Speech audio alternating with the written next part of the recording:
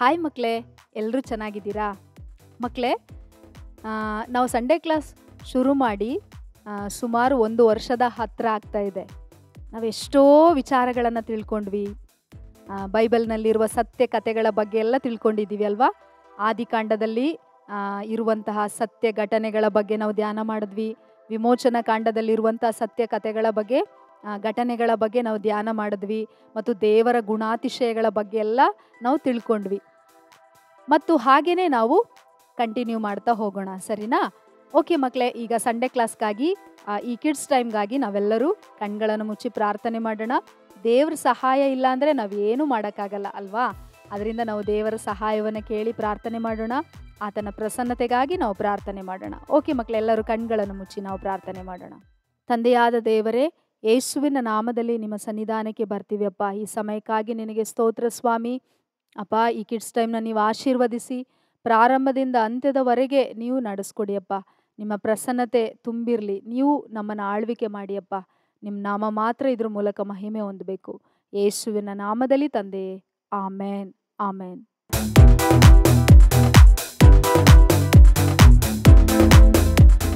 ಮಕ್ಕಳೇ, ಇಸ್ರಾಯೇಲರನ್ನ ದೇವರು ಐಗುಪ್ತ ದೇಶದಿಂದ ಕಾನಾನ್ ದೇಶಕ್ಕೆ ಕರ್ಕೊಂಡು ಬರುವ ವಾಗ್ದಾನವನ್ನು ಮಾಡಿ ಮೋಶೆಯನ್ನು ಆರಿಸ್ಕೊಂಡು ಇಸ್ರಾಯೇಲರ ನಾಯಕನಾಗಿ ಕಳಿಸ್ತಾರೆ. ಮತ್ತು ಐಗುಪ್ತ ದೇಶದಿಂದ ಇಸ್ರಾಯೇಲರನ್ನ ಬಿಡುಗಡೆ ಮಾಡಿದ್ರು. ಈಗ ಇಸ್ರಾಯೇಲರು ಎಲ್ಲಿದ್ದಾರೆ? ಅರಣ್ಯ ಮಾರ್ಗದಲ್ಲಿ ಕಾನಾನ್ ದೇಶ ತಲುಪುವುದಕ್ಕಾಗಿ ಅರಣ್ಯ ಮಾರ್ಗವಾಗಿ ಇದ್ದಾರೆ. ದೇವರು ಇಸ್ರಾಯೇಲರನ್ನ ಐಗುಪ್ತ ದೇಶದಿಂದ ಬಿಡಿಸುವಾಗ ಅವ್ರ ಮುಂದೆ ಇದ್ದ ಕೆಂಪು ಸಮುದ್ರವನ್ನು ವಿಭಾಗ ಮಾಡಿ ಅವ್ರನ್ನ ಒಣನೆಲದಲ್ಲಿ ನಡೆಸ್ಕೊಂಡು ಬಂದರು. ಮಾರ ಎಂಬ ಕಹಿ ನೀರನ್ನು ಸಿಹಿಯಾಗಿ ಮಾಡಿ ಅವ್ರಿಗೆ ಕುಡಿಲಿಕ್ಕೆ ನೀರನ್ನು ಕೊಟ್ಟರು. ಅವ್ರಿಗೆ ಬಂಡೆಯಿಂದ ನೀರನ್ನು ಬರಮಾಡಿ ಕುಡಿಲಿಕ್ಕೆ ನೀರನ್ನು ಕೊಟ್ಟರು. ಆಕಾಶದಿಂದ ಮನ್ನವನ್ನು ಸುರಿಸಿ ಅವ್ರನ್ನ ಪೋಷಿಸಿದ್ರು. ಹಗಲಿನಲ್ಲಿ ಮೇಘಸ್ತಂಭವಾಗಿದ್ದು ಮತ್ತು ಇರುಳಿನಲ್ಲಿ ಅಗ್ನಿಸ್ತಂಭವಾಗಿ ಅವ್ರ ಜೊತೆನೇ ಇದ್ದು ಅವ್ರನ್ನ ನಡೆಸ್ಕೊಂಡು ಬಂದರು. ಶತ್ರುಗಳ ಮೇಲೆ ಜಯವನ್ನು ಕೊಟ್ಟರು. ಅವ್ರ ಜೊತೆ ಯಾವಾಗಲೂ ಇದ್ದು ಅವ್ರನ್ನ ನಡೆಸ್ಕೊಂಡು ಬರ್ತಾ ಇದ್ದಾರೆ. ಅವರು ಮಾಂಸದ ಆಹಾರವನ್ನು ಕೇಳಿದಾಗ ಅವ್ರಿಗೆ ಮಾಂಸದ ಆಹಾರವನ್ನು ಕೊಟ್ಟರು. ಈ ರೀತಿಯಾಗಿ ದೇವರು ಅವ್ರನ್ನ ಅದ್ಭುತವಾಗಿ ನಡೆಸ್ಕೊಂಡು ಬರ್ತಾ ಇದ್ದಾರೆ. ಈಗ ಇಸ್ರಾಯೇಲರು ಅರಣ್ಯ ಮಾರ್ಗದಲ್ಲಿ ಹೀಗೆ ಸಾಗ್ತಾ ಇರಬೇಕಾದ್ರೆ ದೇವರು ಮೋಶೆಯನ್ನ ಸಿನಾಯಿ ಬೆಟ್ಟಕ್ಕೆ ಕರೀತಾರೆ. ಮೋಶೆ ಸಿನಾಯಿ ಬೆಟ್ಟದಲ್ಲಿ ಹಗಲು ಇರುಳು 40 ದಿವಸ ಅಲ್ಲೇ ಇರ್ತಾನೆ. ದೇವರು ಮೋಶೆಗೆ 10 ಆಜ್ಞೆಗಳನ್ನು ಕೊಡ್ತಾರೆ. ಇಸ್ರಾಯೇಲರು ಅನುಸರಿಸಬೇಕಾದ ಆಜ್ಞೆಗಳನ್ನು ದೇವರು ಮೋಶೆಯ ಮೂಲಕ ಕೊಡ್ತಾರೆ. ಅದ್ರ ಜೊತೆಗೆ ದೇವದರ್ಶನ ಗುಡಾರವನ್ನು ಕಟ್ಟಬೇಕು. ಅದರಲ್ಲಿ ಮಹಾಪರಿಶುದ್ಧ ಸ್ಥಳ, ಪರಿಶುದ್ಧ ಸ್ಥಳ, ಅಂಗಳ, ಈ ರೀತಿಯಾಗಿ ದೇವರು ಎಲ್ಲ ಕಾರ್ಯಗಳನ್ನು ದೇವರು ಮೋಶೆಗೆ ತಿಳಿಸ್ಕೊಡ್ತಾರೆ. ದೇವದರ್ಶನ ಗುಡಾರ ಕಟ್ಟಬೇಕು, ನಾನು ಅಲ್ಲಿ ಬಂದು ವಾಸ ಮಾಡ್ತೇನೆ, ಮತ್ತು ಅದಕ್ಕೆ ಯಾಜಕನಾಗಿ ಆರೋನನನ್ನು ನೇಮಿಸಬೇಕು. ಅವನ ನಂತರ ಅವನ ಮಕ್ಕಳು, ಅವನ ನಂತರ ಅವ್ರ ಮಕ್ಕಳು, ಹೀಗೆ ಆರೋನನ ಸಂತಾನದವರೆಲ್ಲ ಯಾಜಕ ಕಾರ್ಯವನ್ನು ಮಾಡಬೇಕು ಅಂತೆಲ್ಲ ದೇವರು ಮೋಶೆಗೆ ತಿಳಿಸ್ತಾರೆ. ಎಲ್ಲ ಕಾರ್ಯಗಳನ್ನು ದೇವರು ವ್ಯವಸ್ಥೆ ಮಾಡ್ತಾರೆ. ಈಗ ಮೋಶೆ, ಆರೋನ್ ಇವರು ಇಸ್ರಾಯೇಲರನ್ನ ಕಾನಾನ್ ದೇಶಕ್ಕೆ ನಡೆಸ್ಕೊಂಡು ಹೋಗಲಿಕ್ಕೆ ಅವರು ಜೊತೆಯಾಗಿ ಇದ್ದಾರೆ. ಮೋಶೆ ಮೇನ್ ಲೀಡರ್ ಆಗಿ ಇಸ್ರಾಯೇಲರನ್ನ ಕಾನಾನ್ ದೇಶಕ್ಕೆ ನಡೆಸ್ಕೊಂಡು ಹೋಗಲಿಕ್ಕೆ ದೇವರು ಮೋಶೆನ ನೇಮಿಸಿದ್ದಾರೆ. ಇಂಥ ಸಮಯದಲ್ಲಿ ಒಂದು ಕಾರ್ಯ ನಡೆಯುತ್ತದೆ. ಏನಪ್ಪ ಅಂತಂದರೆ, ಕೋರಹ, ದಾತಾನ್, ಅಬಿರಾಮ್ ಅನ್ನುವಂಥ 3 ಜನ. ಯಾರ್ಯಾರು ಹೇಳಿ? ಕೋರಹ, ದಾತಾನ್, ಅಬಿರಾಮ್ ಅನ್ನುವಂಥ 3 ಜನರು ಏನು ಮಾಡ್ತಾರೆ? ಮೋಶೆಗೆ ಮತ್ತು ಆರೋನನಿಗೆ ವಿರುದ್ಧವಾಗಿ ತಿರುಗಿ ಬೀಳ್ತಾರೆ. ಇವ್ರು ತಿರುಗಿ ಬೀಳೋದು ಮಾತ್ರ ಅಲ್ಲದೆ ಇಸ್ರಾಯೇಲರಲ್ಲಿ ಮುಖ್ಯಸ್ಥರಾಗಿದ್ರಲ್ಲ, ಮತ್ತೆ ಮೇಯ್ನ್ ಆಗಿದ್ರಲ್ಲ, ಮುಖ್ಯಸ್ಥರಾಗಿ ಲೀಡರ್ಗಳಾಗಿ ಕೆಲವರೆಲ್ಲ ಇದ್ರಲ್ಲ, ಅವರೆಲ್ಲರನ್ನೂ ಎತ್ಕಟ್ತಾರೆ. ಅವರು ಕೂಡ ಮೋಶೆಗೆ ವಿರುದ್ಧವಾಗಿ ತಿರುಗಿ ಬೀಳುವ ಹಾಗೆ ಮಾಡ್ತಾರೆ. ಈಗ ಅವರೆಲ್ಲ ಬಂದು ಮೋಶೆ ಆರೋನರ ವಿರುದ್ಧವಾಗಿ ಬೈತಾ ಇದ್ದಾರೆ. ಏನು, ನೀವು ಮಾತ್ರ ದೇವರಿಂದ ಪ್ರತಿಷ್ಠಿಸಲ್ಪಟ್ಟವರಾ? ನಾವೆಲ್ಲ ಇಲ್ವಾ? ನಿಮ್ಮ ಜೊತೆ ಮಾತ್ರ ದೇವ್ರು ಮಾತಾಡ್ತಾರಾ? ನೀವು ಮಾತ್ರ ಇಸ್ರಾಯೇಲರಿಗೆ ಲೀಡರ್ ಆಗಿ ನಡ್ಸ್ಕೊಂಡು ಹೋಗ್ಬೇಕಾ? ನೀವು ಮಾತ್ರ ನಾಯಕರಾಗಿರ್ಬೇಕಾ? ಅಂತ ಹೇಳಿ ತುಂಬ ಬೇಜಾರು ಆಗುವ ಹಾಗೆ ಮೋಶೆಗೆ ವಿರೋಧವಾಗಿ ಮಾತನಾಡಲಿಕ್ಕೆ ಶುರು ಮಾಡ್ತಾರೆ. ಅದರಲ್ಲೂ ದಾತನ ಅಭಿರಾಮರು ಹೇಳ್ತಾರೆ ಮೋಶೆಗೆ, ಏನು ನೀನು ಹಾಲು ಜೇನು ಹರಿಯುವ ದೇಶಕ್ಕೆ ಕರ್ಕೊಂಡು ಹೋಗ್ತೀನಿ ಅಂತ ಹೇಳ್ಬಿಟ್ಟು ನಮ್ಮನ್ನ ಕರ್ಕೊಂಡು ಹೋಗದೆ ಈ ಅರಣ್ಯದಲ್ಲೇ ಸಾಯಿಸ್ಬೇಕು ಅಂತ ಅನ್ಕೊಂಡಿದ್ಯಾ? ಹೊಲಗಳನ್ನು ದೇವ್ರು ಕೊಡ್ತಾರೆ, ದ್ರಾಕ್ಷೆ ತೋಟಗಳನ್ನು ಕೊಡ್ತಾರೆ ಅಂತೆಲ್ಲ ಹೇಳ್ಬಿಟ್ಟು ಎಲ್ಲಿ ದ್ರಾಕ್ಷೆ ತೋಟ, ಎಲ್ಲಿ ಹೊಲ? ನಮ್ಮ ಕಣ್ಣಿಗೆ ಮಣ್ಣು ಹಾಕ್ಲಿಕ್ಕಿದೆಯಾ? ಈ ಇಸ್ರಾಯೇಲರ ಜನರ ಕಣ್ಣನ್ನ ಮಂಕ್ ಮಾಡ್ಲಿಕ್ಕಿದೆಯಾ ಅಂತೇಳಿ ತುಂಬ ಬೈಲಿಕ್ಕೆ ಶುರು ಮಾಡ್ತಾರೆ. ಆಗ ಮೋಶೆಗೆ ತುಂಬ ದುಃಖ ಆಗುತ್ತೆ. ಮೋಶೆ ಪ್ರಾರ್ಥನೆ ಮಾಡ್ತಾನೆ. ಇದಾದ ನಂತರ ದೇವ್ರು ಹೇಳ್ತಾರೆ, ದಾತಾನ್, ಅಬಿರಾಮ್, ಕೋರಹ ಮತ್ತು ಅವನ ಜೊತೆ ಸೇರ್ಕೊಂಡಿರುವ 250 ಜನರು ಎಲ್ಲರೂ ಕೂಡ ದೇವದರ್ಶನ ಗುಡಾರದ ಮುಂದ್ಗಡೆ ನಾಳೆ ಬರಬೇಕು ಅಂತ ದೇವ್ರು ಹೇಳ್ತಾರೆ. ಆಗ ಮೋಶೆ ಅವ್ರಿಗೆಲ್ಲ ಹೇಳ್ತಾನೆ, ಸರಿಯಪ್ಪ, ದೇವರಿಂದ ಪ್ರತಿಷ್ಠಿಸಲ್ಪಟ್ಟವ್ರು ಯಾರು ಅಂತ ನಿಮಗೆ ನಾಳೆ ಗೊತ್ತಾಗುತ್ತೆ. ಅದರಿಂದ ನೀವೆಲ್ಲರೂ ನಾಳೆ ದೇವದರ್ಶನ ಗುಡಾರದ ಮುಂದೆ ಅಂದರೆ ದೇವರ ಸನ್ನಿಧಾನದ ಮುಂದೆ ಬರಬೇಕು ಅಂತ ಮೋಶೆ ದಾತನ ಅಭಿರಾಮ್ಗೆ ಕೋರಹನ್ಗೆ ಹೇಳ್ತಾರೆ.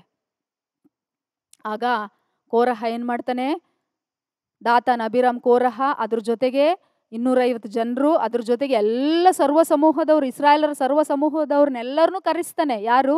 ಕೋರಹ. ಎಲ್ಲರೂ ಬರ್ತಾರೆ ದೇವದರ್ಶನದ ಗುಡಾರದ ಮುಂದೆ. ಮೋಶೆ ಹೇಳಿರ್ತಾನೆ, ನೀವೆಲ್ಲರೂ ಬರುವಾಗ ಕೋರಹನ್ಗೆ ಹೇಳಿರ್ತಾನೆ, ನೀನು ನಿನ್ನ ತಂಡದವರು ಬರುವಾಗ ಧೂಪಾರತಿಗಳನ್ನು ಹಿಡ್ಕೊಂಡು ದೇವರ ಸನ್ನಿಧಾನಕ್ಕೆ ಬನ್ನಿ ಅಂತ ಹೇಳಿರ್ತಾನೆ. ಅದೇ ಪ್ರಕಾರವಾಗಿ ಅವರೆಲ್ಲ ಬರ್ತಾರೆ. ಬಂದು ಅವರೆಲ್ಲ ನಿಂತಿರ್ಬೇಕಾದ್ರೆ ದೇವರಿಗೆ ತುಂಬ ಕೋಪ ಬರುತ್ತೆ. ದೇವರು ಮೋಶೆಗೆ ಹೇಳ್ತಾರೆ, ನಾನು ಎಲ್ಲರನ್ನು ಇಲ್ಲಿ ನಿಂತಿರುವ ಎಲ್ಲರನ್ನು, ಎಲ್ಲ ಇಸ್ರಾಯೇಲರನ್ನು ನಾನು ಒಂದೇ ಕ್ಷಣದಲ್ಲಿ ಭಸ್ಮ ಮಾಡಿಬಿಡ್ತೀನಿ ಅಂತ, ಒಂದೇ ಕ್ಷಣದಲ್ಲಿ ಅವ್ರನ್ನ ನಾಶ ಮಾಡಿಬಿಡ್ತೀನಿ ಅಂತ ದೇವ್ರು ಹೇಳ್ತಾರೆ. ಆಗ ಮೋಶೆ ಹೇಳ್ತಾನೆ, ದೇವರೇ ಬೇಡ ಬೇಡ, ತಪ್ಪು ಮಾಡಿದವರು ಒಬ್ಬನೇ, ತಪ್ಪು ಮಾಡಿದವರು ಕೆಲವರು ಮಾತ್ರ, ಆದರೆ ಅವ್ರ ನಿಮಿತ್ತವಾಗಿ ಇವರೆಲ್ಲ ನಾಶ ಆಗೋದು ಬೇಡ ಅಂತ ಮೋಶೆ ವಿಜ್ಞಾಪನೆ ಮಾಡ್ತಾನೆ. ಆಗ ದೇವರು ಮೋಶೆಗೆ ಆಜ್ಞೆ ಮಾಡ್ತಾರೆ. ಅದೇ ಪ್ರಕಾರವಾಗಿ ಮೋಶೆ ಹೇಳ್ತಾನೆ, ಎಲ್ಲ ಇಸ್ರಾಯೇಲ್ ಸಮೂಹದವ್ರಿಗೆ ಮೋಶೆ ಹೇಳ್ತಾನೆ, ದಾತಾನ್, ಅಭಿರಾಮ್, ಕೋರಹ ಇವ್ರ ಹತ್ರ ಯಾರು ನಿಂತ್ಕೊಳ್ಳೋಕೆ ಹೋಗ್ಬೇಡಿ. ಇವರ ಗುಡಾರದ ಬಳಿಯಲ್ಲಾಗಲಿ ಅಥವಾ ಇವರ ಹೆಂಡತಿಯರು ಮತ್ತು ಮಕ್ಕಳ ಬಳಿಯಲ್ಲಾಗಲಿ ಯಾರು ನಿಂತ್ಕೊಳ್ಳೋಕೆ ಹೋಗ್ಬೇಡಿ. ಎಲ್ಲರೂ ಇವರಿಂದ ದೂರ ನಿಂತ್ಕೊಳ್ಳಿ. ಯಾಕಂದರೆ ಇವ್ರಿಗೆ ನಾಶನವು ಹೊರಟು ಬರ್ತಾ ಇದೆ.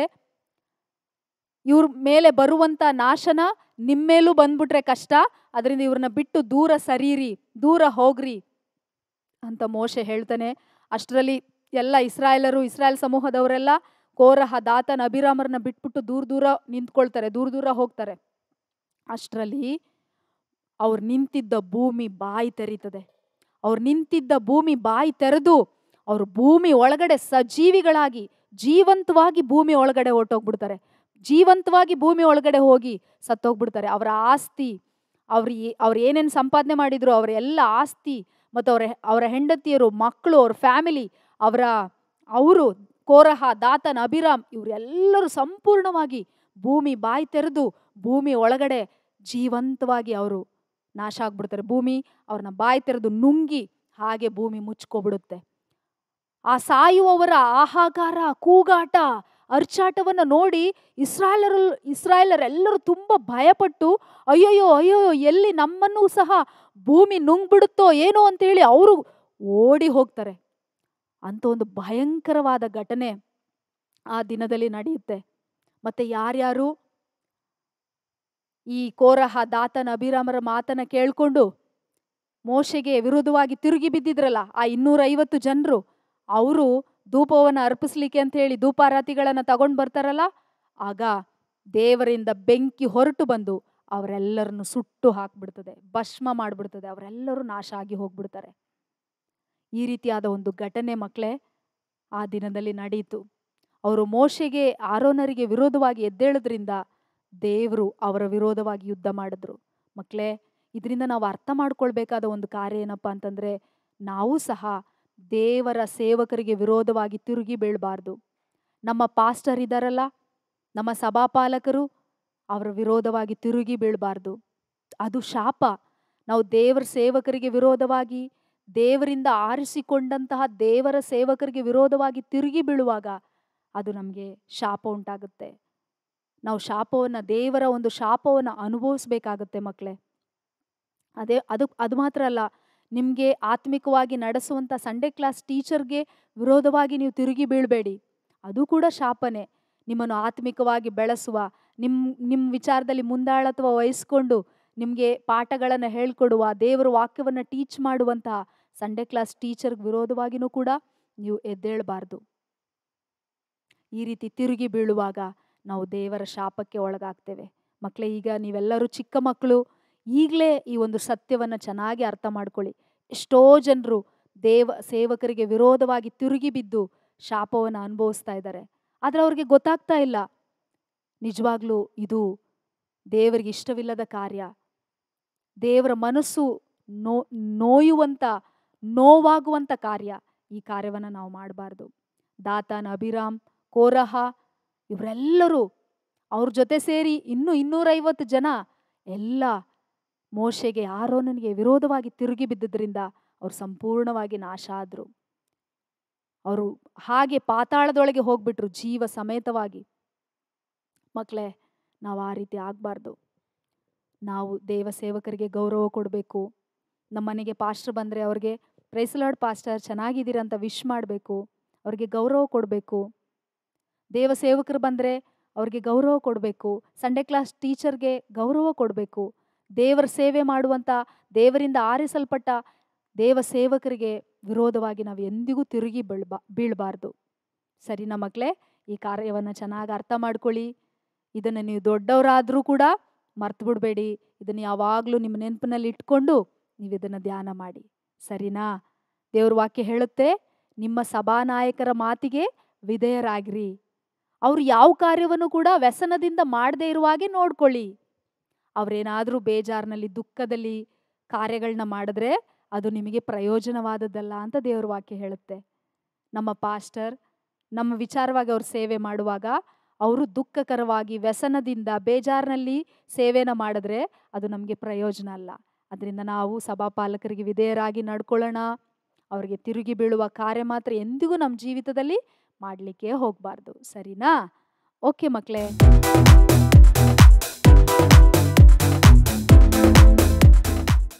ಮಕ್ಕಳೇ, ಈಗ ನಾವು ವಾಕ್ಯವನ್ನು ಬಾಯ್ಪಾಠ ಮಾಡುವಂಥ ಸಮಯ. ಮಕ್ಕಳೇ, ನಾವು ಬಾಯ್ಪಾಠಕ್ಕಾಗಿ ನಾವು ಆರಿಸ್ಕೊಂಡಿರುವ ವಾಕ್ಯ ಭಾಗ ಹೊಸ ಒಡಂಬಡಿಕೆಯಲ್ಲಿದೆ. ಹೊಸ ಒಡಂಬಡಿಕೆಯ ಇಬ್ರಿಯದವರಿಗೆ ಬರೆದ ಪತ್ರಿಕೆ. ಆಯಿತಾ ಮಕ್ಕಳೇ? ನಿಮ್ಗೆ ಈಗಾಗಲೇ ಸತ್ಯವೇದದ ಬಗ್ಗೆ, ಬೈಬಲ್ ಬಗ್ಗೆ ಕೆಲವು ವಿಚಾರಗಳನ್ನು ತಿಳ್ಕೊಂಡಿದ್ದೀರಿ ಅಲ್ವಾ? ಬೈಬಲ್ನಲ್ಲಿ 2 ಭಾಗಗಳಿದೆ. ಒಂದು ಹಳೆ ಒಡಂಬಡಿಕೆ, ಇನ್ನೊಂದು ಹೊಸ ಒಡಂಬಡಿಕೆ. ಹಳೆ ಒಡಂಬಡಿಕೆಯಲ್ಲಿ ಎಷ್ಟು ಪುಸ್ತಕಗಳಿದೆ? 39 ಪುಸ್ತಕಗಳು. ಹೊಸ ಒಡಂಬಡಿಕೆಯಲ್ಲಿ 27 ಪುಸ್ತಕಗಳು. ಒಟ್ಟು 66 ಪುಸ್ತಕಗಳಿದೆ. ಮತ್ತು ಮಕ್ಕಳೇ, ಈ ಸತ್ಯವೇದವನ್ನು ದೇವರು ತನ್ನ ಭಕ್ತರ ಮೂಲಕ ಬರೆಸಿರೋದು. ಇದು ಯಾರೋ ಒಬ್ಬ ಮನುಷ್ಯರು ಬರೆದಿರೋದಲ್ಲ. ಯಾರೋ ಮನುಷ್ಯರು ತಮ್ಮ ಸ್ವಕಲ್ಪಿತವಾಗಿ, ತಮ್ಮ ಸ್ವಂತ ಆಲೋಚನೆಯಿಂದ ಬರೆದಿರೋದಲ್ಲ. ಈ ಬೈಬಲನ್ನು ದೇವರು ತನ್ನ ಭಕ್ತರ ಮೂಲಕ ಬರೆಸಿದ್ದಾರೆ. ದೇವರ ಆತ್ಮನ ಪ್ರೇರಣೆಯಿಂದ ಬರೆಯಲ್ಪಟ್ಟಿದೆ. ಅದರಿಂದ ಇದರಲ್ಲಿ ಬರೆದಿರುವಂಥ ಒಂದೊಂದು ವಾಕ್ಯಗಳು ಸತ್ಯವಾದವುಗಳು. ಇದರಲ್ಲಿ ಯಾವುದು ಕೂಡ ತಪ್ಪಿಲ್ಲ, ಸುಳ್ಳಿಲ್ಲ, ಎಲ್ಲವೂ ಸತ್ಯವಾದವು. ಅದರಿಂದ ಮಕ್ಕಳೇ, ಈ ವಾಕ್ಯಗಳನ್ನ ನಾವು ಚೆನ್ನಾಗಿ ಕಲಿಯೋಣ, ಬಾಯ್ಪಾಠ ಮಾಡ್ಕೊಳ್ಳೋಣ. ಇದರಲ್ಲಿ ಬರೆದಿರುವ ವಾಕ್ಯಗಳನ್ನು ನಾವು ಅನುಸರಿಸಿ ನಡೆಯೋಣ. ಇದು ನಮಗೆ ಆಶೀರ್ವಾದ. ಸರಿನಾ? ಓಕೆ ಮಕ್ಕಳೇ, ಈಗ ವಾಕ್ಯವನ್ನು ಕಲಿಯೋಣ. ನಾನು 1-2 ಸಾರಿ ನಿಮಗೆ ಓದ್ತೀನಿ, ನೀವು ಕೇಳಿಸ್ಕೊಳ್ಳಿ. ಆಯಿತಾ? ಇಬ್ರಿಯದವರಿಗೆ ಬರೆದ ಪತ್ರಿಕೆ 13ನೇ ಅಧ್ಯಾಯ 17ನೇ ವಚನ. ನಿಮ್ಮ ಸಭಾನಾಯಕರ ಮಾತನ್ನು ಕೇಳಿರಿ, ಅವರಿಗೆ ಅಧೀನರಾಗಿರಿ. ಅವರು ಲೆಕ್ಕ ಒಪ್ಪಿಸಬೇಕಾದವರಾಗಿ ನಿಮ್ಮ ಆತ್ಮಗಳನ್ನು ಕಾಯುವವರಾಗಿದ್ದಾರೆ. ಅವರು ವ್ಯಸನ ಪಡದೆ ಸಂತೋಷದಿಂದ ಇದನ್ನು ಮಾಡುವಂತೆ ನೋಡಿರಿ. ಅವರು ವ್ಯಸನದಿಂದಿರುವುದು ನಿಮಗೆ ಪ್ರಯೋಜನಕರವಾದದ್ದಲ್ಲ. ಇಬ್ರಿಯ 13:17 ತುಂಬ ದೊಡ್ಡ ವಾಕ್ಯ. ಚಿಕ್ಕ ಮಕ್ಕಳು ಪ್ರಾರಂಭದ 1 ಲೈನ್ ಮಾತ್ರ ಕಲೀರಿ. ನಿಮ್ಮ ಸಭಾನಾಯಕರ ಮಾತನ್ನು ಕೇಳಿರಿ, ಅವರಿಗೆ ಅಧೀನರಾಗಿರಿ. ಅವರು ಲೆಕ್ಕ ಒಪ್ಪಿಸಬೇಕಾದವರಾಗಿ ನಿಮ್ಮ ಆತ್ಮಗಳನ್ನು ಕಾಯುವವರಾಗಿದ್ದಾರೆ. ಅಲ್ಲಿವರೆಗೆ ಮಾತ್ರ ಚಿಕ್ಕ ಮಕ್ಕಳು ಕಲೀರಿ, ದೊಡ್ಡ ಮಕ್ಕಳು ಪೂರ್ತಿಯಾಗಿ ಕಲೀರಿ. ಅವರು ವ್ಯಸನ ಪಡದೆ ಸಂತೋಷದಿಂದ ಇದನ್ನು ಮಾಡುವಂತೆ ನೋಡಿರಿ. ಅವರು ವ್ಯಸನದಿಂದಿರುವುದು ನಿಮಗೆ ಪ್ರಯೋಜನಕರವಾದದ್ದಲ್ಲ. ಅಲ್ಲಿವರೆಗೂ ದೊಡ್ಡ ಮಕ್ಕಳು ಕಲಿಬೋದು.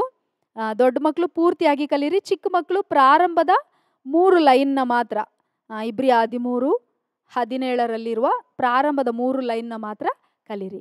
ಓಕೆ ಮಕ್ಕಳೇ, ನಾನೀಗ ಓದ್ತೀನಿ, ಸ್ಕ್ರೀನಲ್ಲಿ ಬರುತ್ತೆ ನೋಡ್ಕೊಳ್ಳಿ. ನೀವು ಕೂಡ ಜೊತೆ ಸೇರಿ ಓದಿ ಅದನ್ನ. ಇಬ್ರಿಯ 13:17 ನಿಮ್ಮ ಸಭಾನಾಯಕರ ಮಾತನ್ನು ಕೇಳಿರಿ, ಅವರಿಗೆ ಅಧೀನರಾಗಿರಿ. ಅವರು ಲೆಕ್ಕ ಒಪ್ಪಿಸಬೇಕಾದವರಾಗಿ ನಿಮ್ಮ ಆತ್ಮಗಳನ್ನು ಕಾಯುವವರಾಗಿದ್ದಾರೆ. ಅವರು ವ್ಯಸನ ಪಡದೆ ಸಂತೋಷದಿಂದ ಇದನ್ನು ಮಾಡುವಂತೆ ನೋಡಿರಿ. ಅವರು ವ್ಯಸನದಿಂದಿರುವುದು ನಿಮಗೆ ಪ್ರಯೋಜನಕರವಾದದ್ದಲ್ಲ.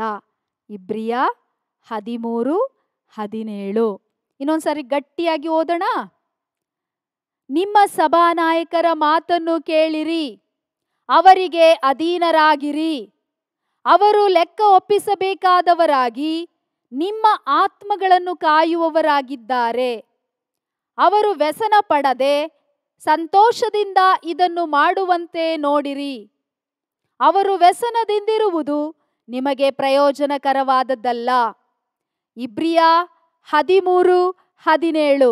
ಮಕ್ಕಳು ಇನ್ನೊಂದ್ಸರಿ ಗಟ್ಟಿಯಾಗಿ ಓದೋಣ. ನಿಮ್ಮ ಸಭಾನಾಯಕರ ಮಾತನ್ನು ಕೇಳಿರಿ, ಅವರಿಗೆ ಅಧೀನರಾಗಿರಿ.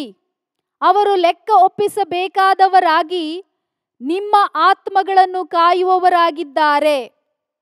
ಅವರು ವ್ಯಸನ ಪಡದೆ ಸಂತೋಷದಿಂದ ಇದನ್ನು ಮಾಡುವಂತೆ ನೋಡಿರಿ.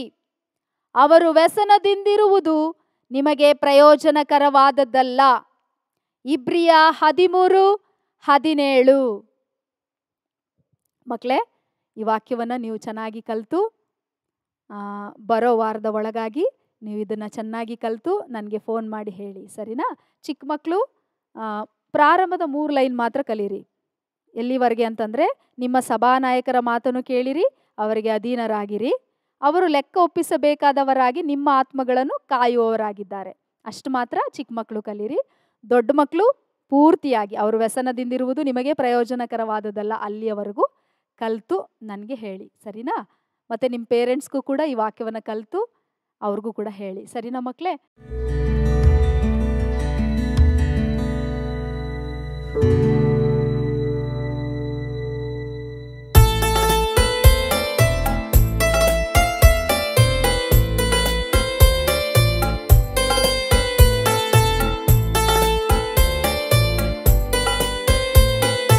ಮುಂಜಾನೆ ಎದ್ದು ಪ್ರಾರ್ಥನೆ ಮಾಡು, ಓ ಮಗುವೇ, ಓ ಮಗುವೇ, ಓ ಮಗುವೇ, ಓ ಮಗುವೇ. ನಿನ್ನಯ ತಂದೆಯ ಸನ್ನಿಧಿಯಲ್ಲಿ ಬೇಡಿಕೊ ನೀ, ಓ ಮಗುವೇ, ಬೇಡಿಕೊ ನೀ, ಓ ಮಗುವೇ. ಪ್ರಾರ್ಥನೆ ಮಾಡುವ ಮಕ್ಕಳ ಕಂಡರೆ ಯೇಸುವಿಗೆ ಬಹು ಇಷ್ಟವು. ಪ್ರಾರ್ಥನೆ ಮಾಡುವ ಮಕ್ಕಳ ಕಂಡರೆ ಯೇಸುವಿಗೆ ಬಹು ಇಷ್ಟವು. ಮುಂಜಾನೆ ಎದ್ದು ಪ್ರಾರ್ಥನೆ ಮಾಡು, ಓ ಮಗುವೇ, ಓ ಮಗುವೇ, ಓ ಮಗುವೇ, ಓ ಮಗುವೇ. ನಿನ್ನಯ ತಂದೆಯ ಸನ್ನಿಧಿಯಲ್ಲಿ ಬೇಡಿಕೊ ನೀ, ಓ ಮಗುವೇ, ಬೇಡಿಕೊ ನೀ, ಓ ಮಗುವೇ. ಪ್ರಾರ್ಥನೆ ಮಾಡದ ಮಕ್ಕಳ ಕಂಡರೆ ಯೇಸುವಿಗೆ ಬಹು ದುಃಖವು. ಪ್ರಾರ್ಥನೆ ಮಾಡದ ಮಕ್ಕಳ ಕಂಡರೆ ಯೇಸುವಿಗೆ ಬಹು ದುಃಖವು. ಮುಂಜಾನೆ ಎದ್ದು ಪ್ರಾರ್ಥನೆ ಮಾಡು, ಓ ಮಗುವೇ,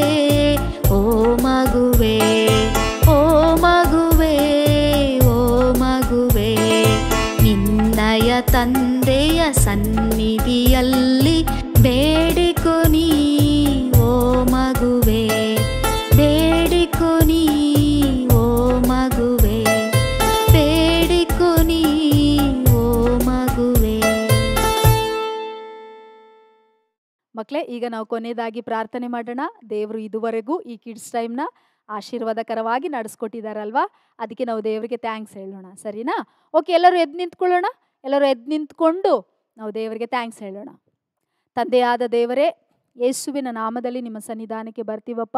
ಇದುವರೆಗೂ ಕಿಡ್ಸ್ ಟೈಮ್ನ ನೀವು ನಡೆಸ್ಕೊಟ್ಟದಕ್ಕಾಗಿ ಸ್ತೋತ್ರ. ಪ್ರಾರಂಭದಿಂದ ಅಂತ್ಯದವರೆಗೆ ನೀವು ಆಳ್ವಿಕೆ ಮಾಡಿ ನಡೆಸ್ಕೊಟ್ಟದಕ್ಕಾಗಿ ವಂದನೆ. ಮಹಿಮೆ, ಘನತೆ, ಗೌರವ ನಿಮಗೆ ಅಪ್ಪ. ಯೇಸುವಿನ ನಾಮದಲ್ಲಿ ತಂದೆ, ಆಮೇನ್, ಆಮೇನ್.